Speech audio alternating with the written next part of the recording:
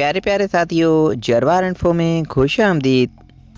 प्यारे साथियों, इस वीडियो में हम आपसे पूछेंगे इंतहाई दिलचस्प और मालूमाती सवालात और पहेलियाँ।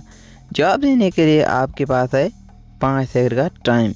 तो चलें आज की ये इंटरेस्टिंग वीडियो शुरू करते हैं।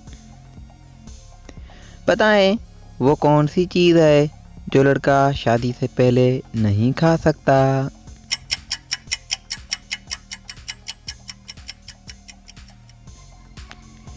जवाब दावते वलीमा। वो कौन सा काम है जो ऐनक के बगैर कभी भी नहीं हो सकता।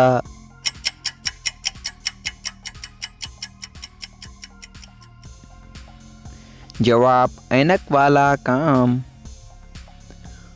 वो कौन सी चीज़ है जो पैदा तो जंगल में होती है लेकिन रहती पानी में है।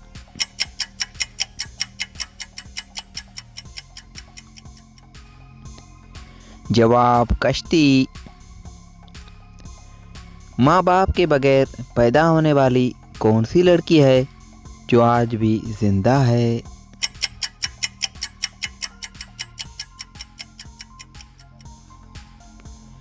जवाब रोबोटिक गर्ल। कौन सा परिंदा उड़ते उड़ते भी सो जाता है।